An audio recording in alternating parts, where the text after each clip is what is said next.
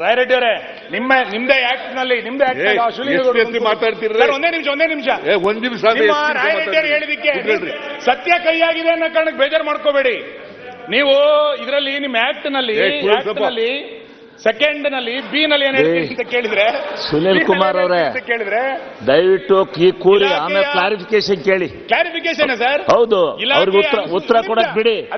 ಉತ್ತರ ಕೊಟ್ಟ ಆದ್ಮೇಲೆ ಕ್ಲಾರಿಫಿಕೇಶನ್ ಕೇಳಿ. ಜಾತಿ ಅನುಸೂಚಿತ ಬುಡಕಟ್ಟು ಪ್ರಮಾಣಗಳ ಸೌಲಭ್ಯಗಳ ಜೊತೆಗೆ ನೋಡಲ್ ಇಲಾಖೆಗೆ ಫಲಾನುಭವಿಗಳ ಪಟ್ಟಿಯನ್ನು ಒದಗಿಸಿದ್ದರೆ ಮಾತ್ರ ಈ ಯೋಜನೆಯನ್ನು ರಾಜಸ್ವ ಯೋಜನೆ ಎಂದು ವರ್ಗೀಕರಿಸಬಹುದಾಗಿದೆ ಅಂತೇಳಿ ಆಕ್ಟ್ ನಲ್ಲಿ ಹೇಳ್ತೀರಿ.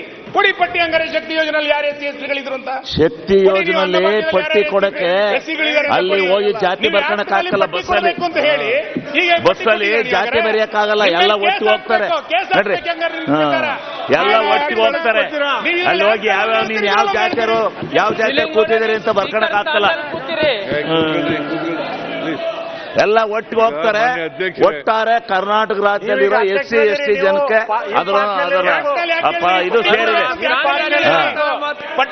ಅದು ಸೇರಿದೆ. ಅದು ಅವ್ರಿಗೆ ಅನುಕೂಲ ಆಗ್ಲಿ, ಅಲ್ಲಿ ಹೋಗೇ ಹೋಗ್ತಾರೆ. ಅಲ್ಲಿ ಬಸ್ಗೆ ಹೋದಾಗ ನೀನ್ ಯಾವ ಜಾತಿ ಅಂತ ಕೇಳಕ್ಕಾಗಲ್ಲ. ಅದನ್ನ ಮಾಡಕ್ ಆಗೋದಿಲ್ಲ. ಒಟ್ಟಾರೆ ಅವರಿಗೆ ಶಕ್ತಿ ಯೋಜನೆಯಲ್ಲಿ ಆ ಸಮಾಜದ ಹೆಣ್ಮಕ್ಳು ಹೋಗೇ ಹೋಗ್ಯಾರೆ, ಅವ್ರಿಗೆ ಅನುಕೂಲ ಆಗಿದೆ. ಅವ್ರು ಒಪ್ಕೊಂಡಾರೆ. ಮಾನ್ಯ ಅಧ್ಯಕ್ಷರೇ, ನಾನು ಈಲ್ಡಾಗಲ್ಲ ಇನ್ ಮುಂದೆ ಈಲ್ಡಾಗ ಅವರು ಉತ್ತರ ಹೇಳಿ ರೇ ಸ್ವಾಮಿ ಹೇಳ್ತಾರೆ. ಅವರು ಉತ್ತರ ಹೇಳಾದ್ಮೇಲೆ ಕ್ಲಾರಿಫಿಕೇಶನ್ಗೆ ಟೈಮ್ ಇರುತ್ತೆ. ದಯಮಾಡಿ ಎಲ್ಲ ಪಾಯಿಂಟ್ಸ್ ಗುರ್ತಾಕಿ ಆಮೇಲೆ ಹೇಳಿ.